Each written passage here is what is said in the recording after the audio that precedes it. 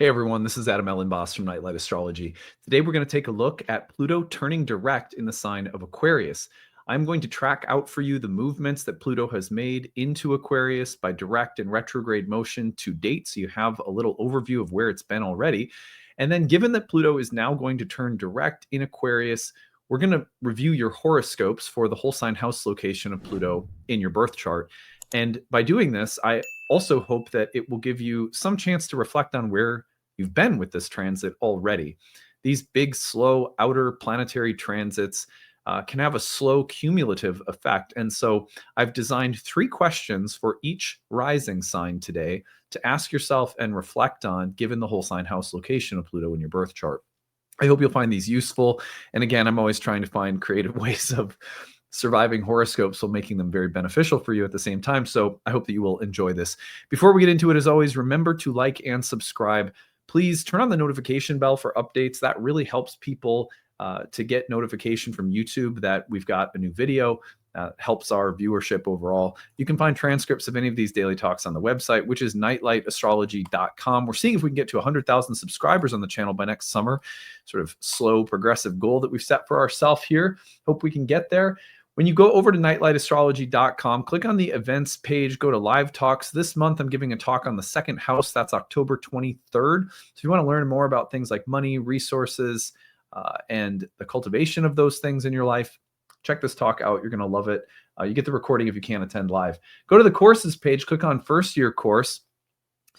Our next program, Ancient Astrology for the Modern Mystic, our first year course in Hellenistic astrology, begins November 8th.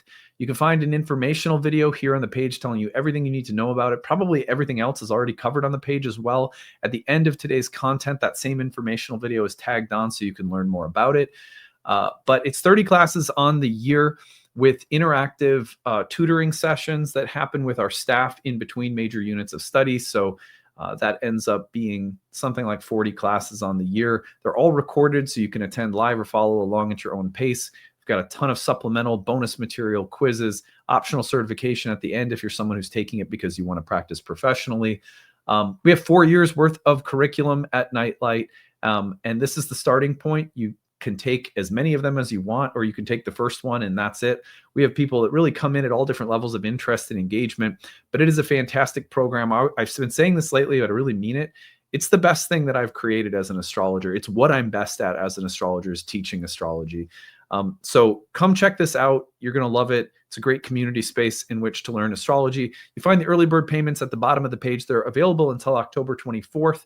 We also have need-based tuition assistance. So if you're someone who needs a little bit of help to make the program happen, maybe you're on a fixed or limited income, or exchange rates are high because you're in another country, that allows you to pay within a sliding scale that gives you some flexibility. And that's there so that people who really want to study astrology can do so in a way that doesn't put you living outside of your means. And we believe that's important for a sacred topic like astrology. All right. So on that note, let's now turn our attention to the real-time clock. And what I want to do first is just remind us of where Pluto has been in its retrograde cycle. So, let me get this going here. So here you can see Pluto sitting at this week. If I take this forward from Monday of this week, October 6th, and I'm going to take it every day through the week. And what I want you to notice is that Pluto's sitting at 1 degree and 22 minutes of Aquarius, not moving. So the subunits below that, it's moving on, but that means super, super minimal. The Pluto is basically stopped. And although Pluto's station doesn't happen until early next week, and technically it doesn't start moving forward, and you're not even going to see that first minute of motion until the 22nd, 23rd of October, the station to turn direct is occurring this week and next. We're right in the midst of it.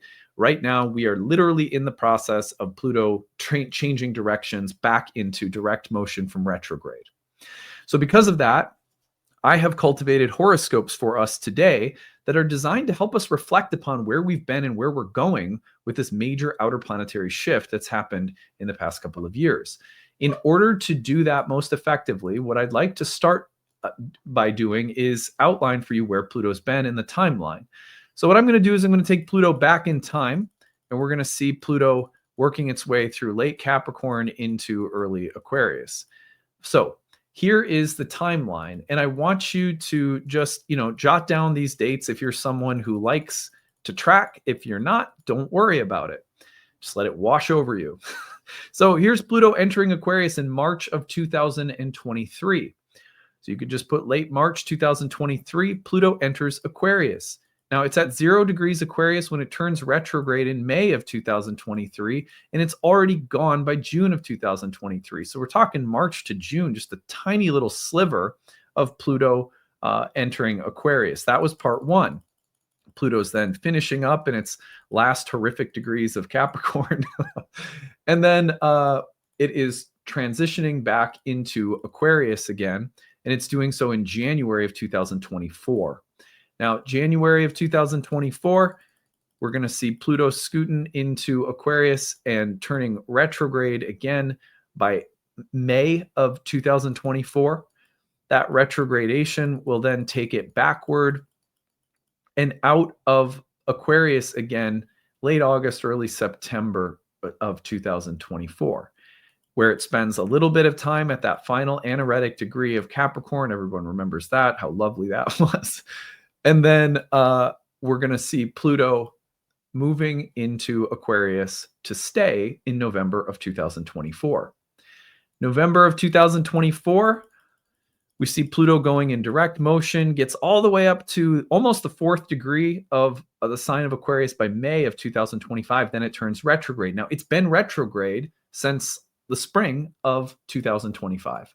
So we're looking at turning retrograde late April, early May of 2025. It's then come back through the first couple of degrees of Aquarius, and it has done so stationing to turn direct here in October. So this next forward motion is now carrying us from October. Let's see where it goes. It's going to take us all the way up to about the 5th degree of Aquarius. That's new degree territory. Always worth mentioning what new degree it will reach. 5 degrees by about May, where it will then turn retrograde again, and we have a bit of a pattern. We'll then see Pluto in retrograde all the way until, what do you know, October of 2026, when it will finally turn direct again. And it will do so about the same pattern that it did this year. So that is the overview of where Pluto has been and where it's going. I want to once again clarify for everyone, Pluto's basically not moving right now. But technically, Pluto doesn't turn direct until about the 15th. Let's give it mid next week. Doesn't matter. I promise you, it doesn't matter for our purposes today. It's good enough. Pluto's in the process of turning direct right now. And that direct motion, what does it mean? Like, what are good ways of thinking about retrograde and direct motion periods for super slow moving outer planets? I'd honestly say that unless you're tracking, you're not going to notice. That's the truth. It's the truth. I know it might sound like people want easy answers in astrology. Like there should be some very obvious thing that classifies the difference between a direct and retrograde planet like Pluto in a house in your chart transiting, but there's not unless you're tracking it, because it's so long and so subtle. And overall, most people who aren't tracking won't notice a tremendous difference between the direct and retrograde periods. That's just the truth. You're going to notice more of the house topics and the nature of Pluto combining overall since the planet entered the house. Most people will notice that and nothing more. But if you are someone who tracks, then what you'll notice is the direct motion often brings in new evolutionary content. What does that even mean? It just means new experiences that are really dramatically represented by the new planet in the new sign in the new house, all of it. That ingress, that entrance into the house, especially the first couple of years when it enters, you'll really notice a shift in themes and topics. It's like a new timeline has entered your life with a new player or actor on the stage.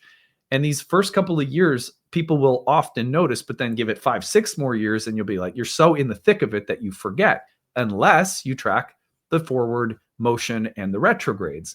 They come in a really special way to bring about they demarcate the difference between new experience and reflection, revision, or almost like a processing or digesting of that experience that then refines and crystallizes into insight and wisdom. And then the direct period comes around again, and new material starts coming forth. That is the simplest way that I know how to explain the difference between direct and retrograde motion of a slow-moving planet, broadly speaking, in transit tracking. New experiences in direct motion, reflection, revision, crystallization of insight, digestion, integration of experiences, or sometimes a slow undoing and redirection that happens during the retrograde. The direct motion comes and it's time to start moving forward in new directions again. It really is that simple. I don't know how meaningful any of those differences are, again, if you're not tracking, so whatever. Now, the horoscopes that follow, I really feel should be accessible for people, regardless of whether or not you have been tracking or like to do this kind of tracking, or whether or not you notice the kinds of subtle differences that I'm mentioning in the first place. So what I have done for these horoscopes, which I'm going to put on the screen in a second, is I have come up with 3 questions for you to pause and ask yourself right now, given that Pluto is ready to turn direct in a house that it's been working on for a couple of years now. And these are therefore horoscopically specific reflective questions that should help you continue in the process of Pluto's work in this space of your chart. All right. Is that creative? That's fun. All right. So it's because if I have to simply talk about house topics over and over, I want to die. All right, here we go. We're going to take this Aries through Pisces, and I'm going to give you things to think about. So this is for Aries rising. You have Pluto in your 11th whole sign house, the place of hopes, wishes, aspirations, friends, groups.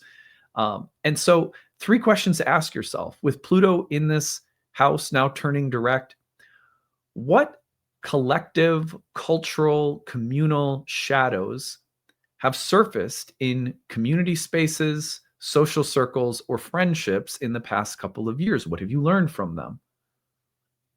So thinking right now about the shadows that have surfaced or are in the process of surfacing in various social or communal dynamics in your life, and what have you learned from them?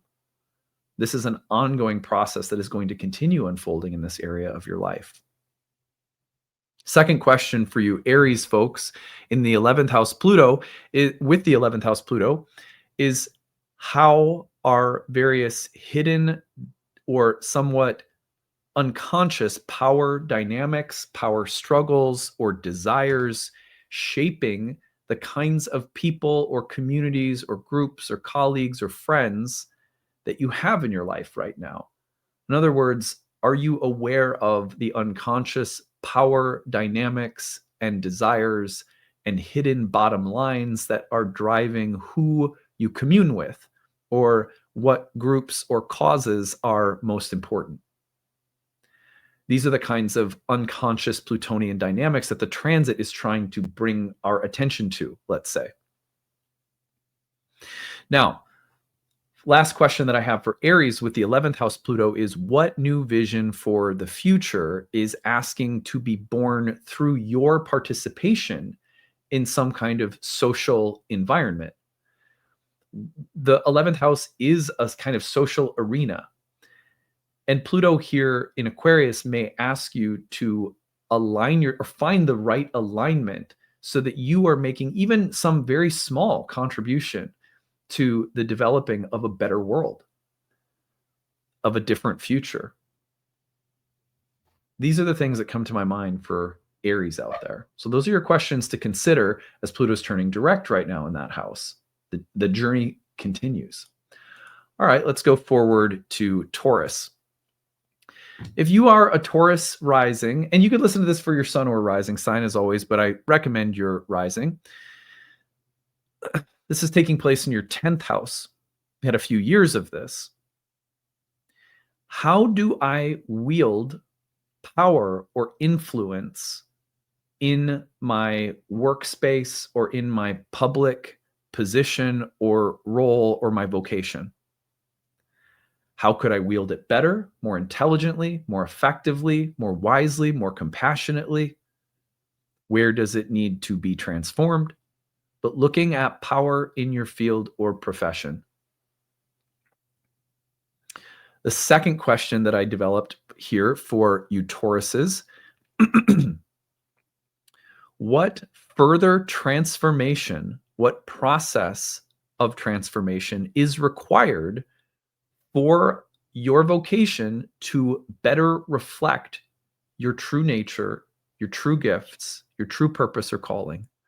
What further level of transformation is required for your vocation to reflect who you are and what gifts you bring to the world? Are you ready to take on that transformation if and when it's required? How is it being required of you? And finally, how might my public legacy or my professional direction be reborn through facing things that I'm afraid of, or facing failure or judgment? What kinds of fears or taboo or collective or social professional judgment is directing my presentation in a detrimental way?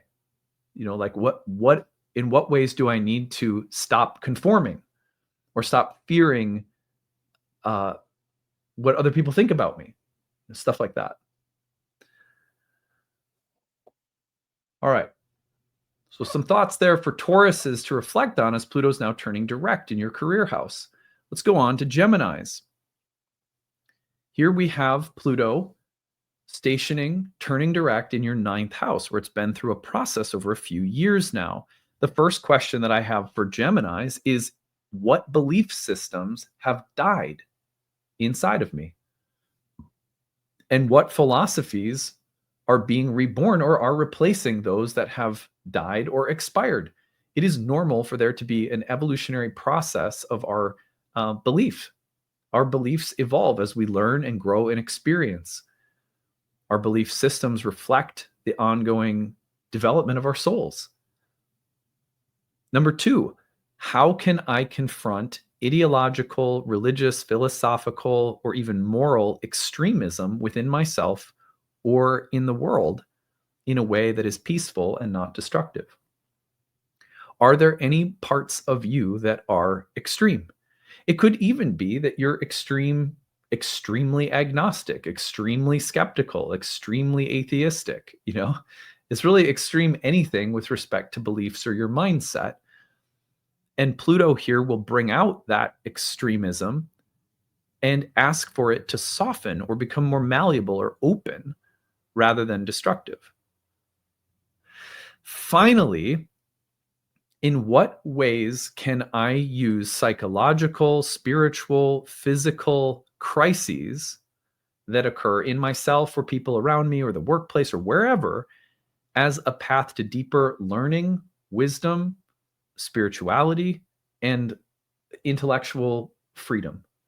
So Pluto in the 9th will often bring about a transformation of faith, belief, understanding, religion, spirituality, philosophy, morality, because of crisis, because of moments of profound healing or change that we have to go through. So Pluto in the 9th is like, someone's faith evolving because of a healing crisis. So reflecting now on how have the difficult things that have been coming up in other areas of life in turn been informing your faith or beliefs. All right, Cancers are next. Cancer, we have Pluto in your 8th house for a few years now and turning direct. This is another turning point for you in that process. So the first question I have for you is, what fears about mortality or loss are important right now? Fears are not all bad. A recognition of mortality, a recognition of how fragile people are, a recognition that some people in our life may not have a ton of time left, a recognition that there will be losses that we don't always have control over. Where is a deeper exploration of loss, letting go, surrender, death, mortality? Where are these themes or topics prompting change and growth in us? Another one would be, how do I navigate things like power dynamics or the give and take of power or responsibility, uh, or even sharing within relationships, intimacy? So, how do I navigate the give and take? The give and take. What do I give? What am I given? What do I need? Where am I needed? How am I needed? Do these dynamics feel equitable? Do they feel healthy? Um, where am I being asked to open myself more deeply to become more available to others? Where am I needing to create healthier boundaries? These are the things that Pluto in the eighth can bring up. And then finally, what attachments am I being asked to let go of? What shadows of myself found in the things I am most attached to that are most problematic for me, asking me to grow and be liberated? All right, Cancers. For Leos, we have the seventh house, which is the place of love, intimacy, marriage, sexuality. It is the Kama house, the place of bliss and pleasure, interpersonal relationships. So there's been a process happening here. Pluto's turning direct now. Where are we at in that process? The first question I have for you, Leos, is how do I project my own shadows into my relationships, and how might I take back those projections, kind of own them, and therefore transform, heal, um, deepen my relationships? How have I projected onto others? Or the opposite question, same and equally appropriate perhaps, is how have I let other people project something onto me in a relationship? Second question, similar. What patterns of control, domination, or submission shape my partnerships, my sense of self worth within them, or the worth and value of my partners? And then finally, the third question I have would be, how can I build relationships that transform me and help me to keep evolving rather than entrap me and frustrate me? These are things to consider for Leos. All right, so for Virgos, if you're Virgo rising sun, you have Pluto in your sixth house, and it's been there for a couple of years. It's turning direct again right now. A question that I have for Pluto is always about what's hidden, or anytime I try to think of good questions to ask with Pluto transits, they often revolve around what's hidden. What hidden resentments, fears, sense of obligation, what hidden issues around my self worth have shaped the kind of work and service that I'm doing? You can almost always tell the difference between a healthy sense of service in the sixth and an unhealthy, because those that are unhealthy tend to drain and make us sick, depleted, resentful, and draw us into conflict and a feeling of misfortune. Whereas those that are rooted in something we really care about, we give ourselves to, tend to replenish us. Number two would be, how can crisis, conflict, illness, exhaustion become initiations into the deeper wisdom of my soul? See, the sixth house is a place where what exhausts us becomes our teacher. What fills us up, that there's a lot of chopping of wood and carrying of water in the sixth house. But if it's filling your cup, if it's not filling your cup, there's soul wisdom in knowing the difference and in having to go through things that drain us versus fill us. What daily habits or routines have to die so that I can feel better? What new daily habits or routines need to come into place so that I can feel better or live with more integrity or advance in things that I'm learning or developing? All right, let's go on to Libras. If you are a Libra rising, Pluto is turning direct in your fifth house. And this is something that's been happening for a couple of years now in the fifth house. So, a couple of questions for you to consider right now as this process continues unfolding. How does my desire for joy, happiness, romance, creative fulfillment, how does that how do those needs right now, how actualized do they feel? That's what I'm trying to ask. So, do you feel happy? Do you feel creatively fulfilled? Or are there fears or inhibitions that are holding you back or placing you into patterns of creative repression, sexual repression, the repression of your joy body, let's call it?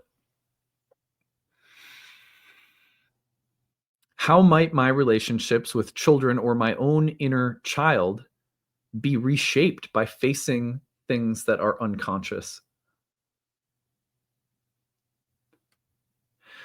What shadows are emerging or asking to be seen or taken seriously through creativity, art, beauty, romance, spontaneity, playfulness? What am I avoiding? What am I afraid of that keeps me from joy, creativity, all sort of similar?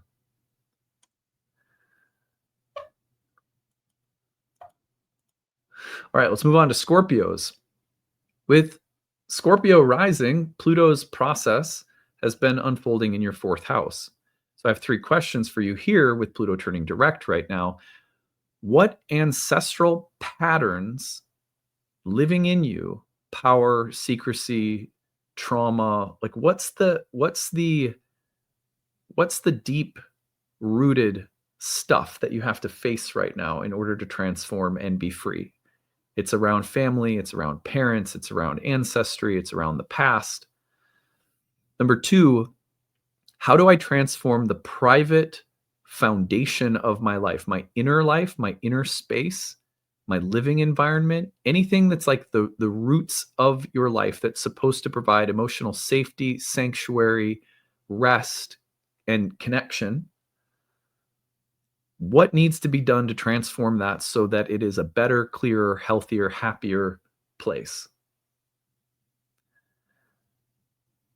And then finally, what hidden aspects of myself that I don't often speak, that aren't often seen, what inner private parts of me are asking for greater recognition or integration? All right, Sagittarius. Pluto is in your third house, turning direct right now, a couple years that it's spent here. First of all, how do unconscious patterns shape the way that I speak, write, think, learn, and communicate? Just getting in touch with those unconscious dynamics that shape mind, emotions, mental, psychological, verbal impulses. There's a lot to be learned right now by exploring the psychological or unconscious dynamics of mind and emotion. What power struggles exist in relationship with siblings, peers, or kind of like my local cultural ecosystem? This would be especially important for Pluto and Aquarius in this third house. Finally, what disciplines of mind are required right now for me to become more of who I want to be? There's so much about learning in this house. Pluto can honor in Sagittarians right now the desire to become really good at something or better at something or um, better resourced with respect to your skills, your knowledge, your understanding. So, what are you needing to learn or develop or cultivate through learning and practice? All right. For Capricorns, Pluto is in Aquarius in your second house. It has been there for a few years, turning direct again right now. The three questions that I have for you are: what hidden attachments shape my relationship to money and possessions? So, how am I being asked to look at the unconscious dynamics surrounding things like money, wealth, possessions, and the values around all of those things? Number two would be, how can I transform a fear of loss or of not having enough into a greater sense of trust and fulfillment. Capricorns in particular tend to worry a lot about material resources.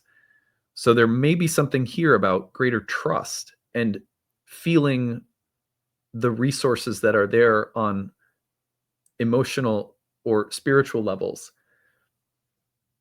And it's sometimes amazing how closely a better material security will actually come from working on the level of trust first. I always have what I need. I'm okay. I'm taken care of. I trust that everything will be all right, and how much more abundance can flow from that mindset. And these may be some of the things coming up right now. And then finally, which resources or skills do I have to cultivate to serve both survival and soul growth? Pluto and Aquarius in this house says, let's give you more money, more assets, more resources, more security. And we'll do so by transforming your life in these ways. But also, ideally, Pluto wants us to be in touch with depth. And the soul is the deep part of us that seeks acknowledgement in every area of our life. So how do I both survive and thrive materially while feeling a sense of soul level satisfaction or fulfillment? It's a big question. Most people struggle with that question, honestly. It's like half of my astrology readings. So Aquarius rising brings Pluto into the first house. It's been there for a couple of years. Really existential for Aquarians. What aspects of my identity or my character, or my personality have to die so that a truer part of me can come forth? Very simple. How do I carry power in my physical, mental, or intellectual presence? How might that be intimidating to other people or empowering for other people? How do I carry power?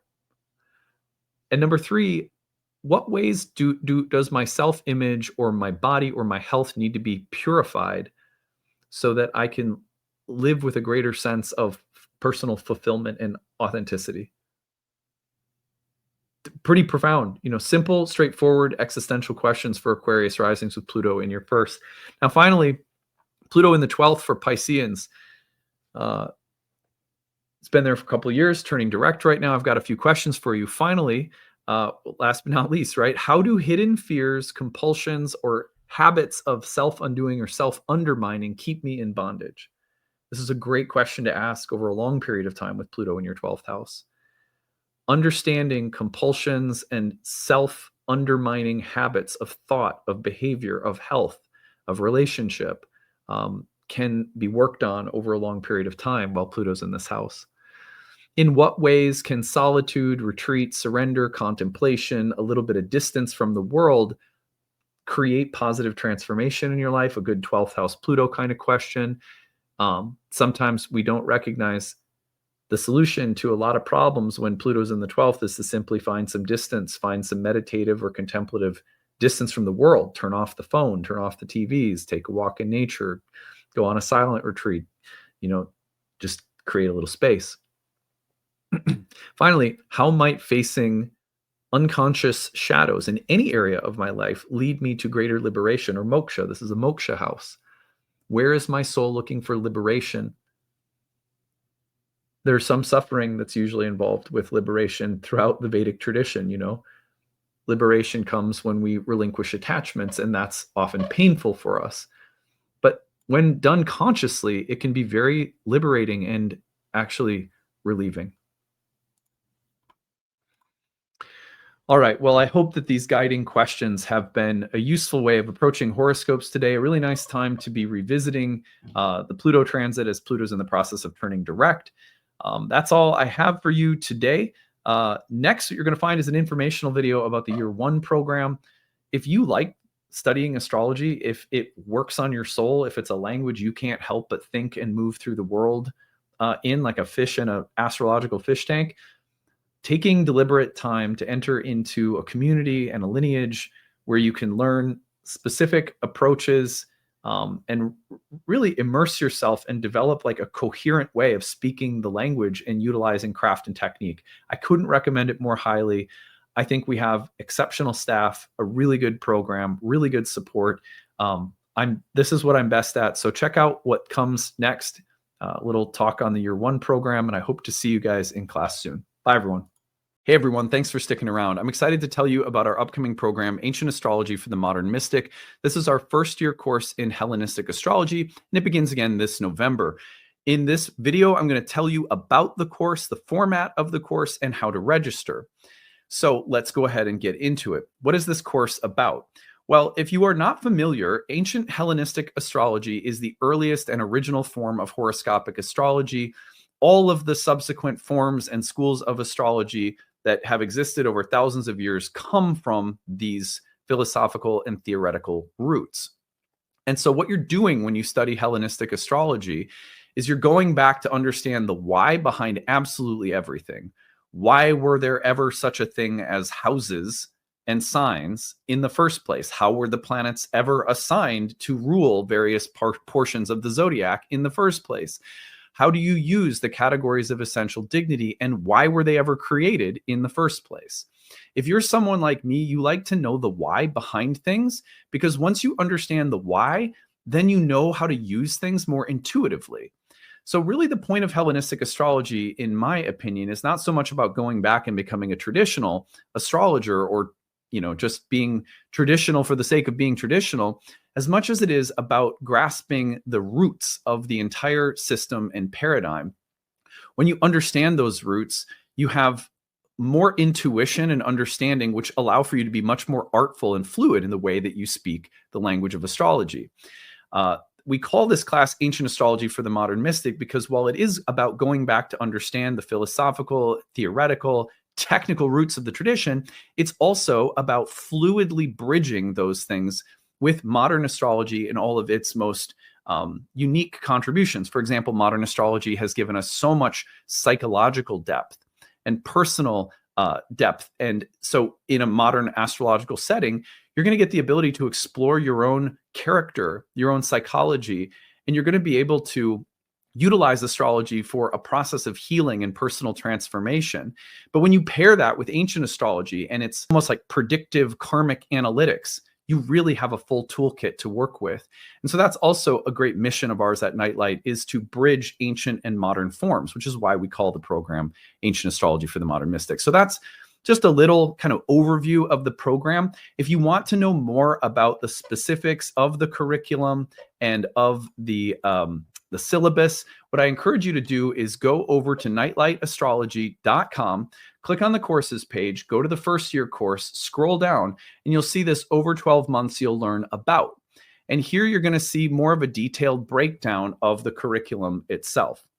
I can promise you that if you've studied astrology in modern context, but you've never gone back to the ancient roots, while some of these topics may look familiar to you and you go, oh, I've already learned about that. Unless you've studied them from the Hellenistic perspective, I guarantee that you are not going to be familiar with this content. Hellenistic astrology is mind-blowingly new and interesting for most people. And if you've never studied it, again, don't assume that anything on this list is something you're going to be familiar with. In that way, the program is really ideal for a variety of different people, and I'll say more about that in a second. So what is the format of the course? Let's go to that next. Scroll down and you're going to see that the course includes 30 online webinars that I lead throughout the year. Over the course of a year together, I have 30 classes that are broken into different units of material. In between those classes, we have breakout study sessions with your course director and 2 TAs. They're going to lead you through Q&A sessions and tutoring sessions to make sure that you have a lot of support in between major units of study. In addition, we also have an interactive group forum discussion where you can ask questions year-round and get an answer within a business day in the student forum, where a lot of people also connect and build community. Lots of people in that forum also develop like little meetup groups outside of class. That's very common in all of our programs. It's a very community-loving, warm space where anyone's also welcome. Throughout the course, you're also going to find that for every lesson, if you're just there as a hobby student, you can just listen to the webinars. They're all recorded for you. So if you can't make the live webinars, everything is housed on the website as recordings. I'd say about 40 or 50% of our students are going to be following along at their own pace, whereas the other half might be attending the live webinars. But it's really kind of, if you can attend a few and then 1 week you got to be gone, the recordings are always there. You have lifetime access to everything in the course, so it's not a big deal. For every lesson as well, if you're someone who wants to go really, really deep, maybe you have the intention to practice professionally, this course is set up with an optional certification exam at the end from our school, from our program. So you can, if you want to build that resume and develop the credentials from our programs, you can do that, but it's optional, so you don't have to.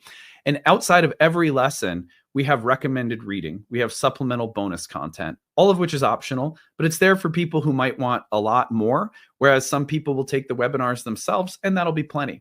So it's really flexible in that way. Also, this is one program within 4 years of curriculum that are meant to go together. And so most people who come through our first year program will end up taking our second year program, where we develop forecasting and prediction and transit tracking techniques. Our third year program, which is aimed at counseling and psychology. So psychological counseling skills is our third year program. And then the Oracle Within, which is our exploration of the philosophical, spiritual roots of the divinatory oracular tradition of astrology. So there's a lot of material there. We also have another 1-year program in horary astrology for some people who want to add that predictive tool to their toolkit. So there's just a lot of material at Nightlight that this class is actually just one part of, which can be taken standalone, or for some people, they get into it, they're going to love it. You're going to hang out with us for 3 or 4 years worth of content. This program is ideal for a number of different types of students of astrology. I'll say that for starters. So let's see here.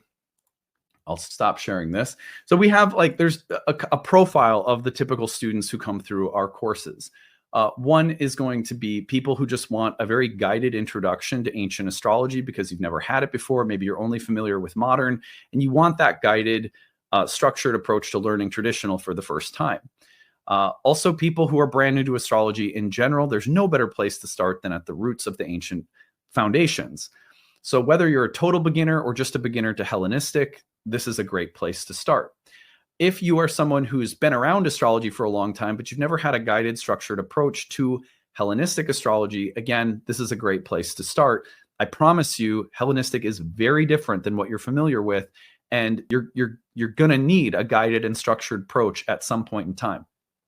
I also think for people who are looking for a lineage, which means not just a bunch of information, but a practitioner-specific based approach where you get to see a practitioner work with clients.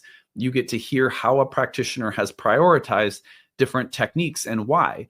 You're going to get a structured, spiritually grounded focus at Nightlight as well, where if you're looking for someone who practices astrology but also values grounded everyday spiritual practice, that's Nightlight. If you want a community that's been in the industry for a long time now, this is our 16th year of teaching programs and guiding students through trainings. So all of those things, if they matter to you, this is a great place to study. It's a warm community atmosphere. It's spiritually grounded. It's focused. It's academically rigorous. It's going to provide you the appropriate preparation for practicing professionally, especially if you go through all of our programs. But also for those who are just curious and love astrology for your own personal interests, this is going to be a great place for you to learn and grow and thrive and feel like you have a lot of support around you in the curriculum, the teachers, the community, as you're developing, what might just be a personal interest or spiritual hobby. So that is who it's ideal for. Finally, how you register. You go over to the website. I'm going to take you back there. And it's at the bottom of the first year page. You're going to find that the early bird rate is in effect until October 24th. You can save significantly off the cost of the course when you use the early bird rate, where you can pay in full, or use an early bird installment rate plan. Both are going to save you off significantly off the cost of the course. But also at Nightlight, it has always been our mission to make sure that astrological education is accessible for everyone. So please, if you are someone who would love to take this course, but maybe you can only afford a small amount of tuition per month, use the tuition assistance. It is there. All you got to do is plot, you fill out the little form, you tell us your situation.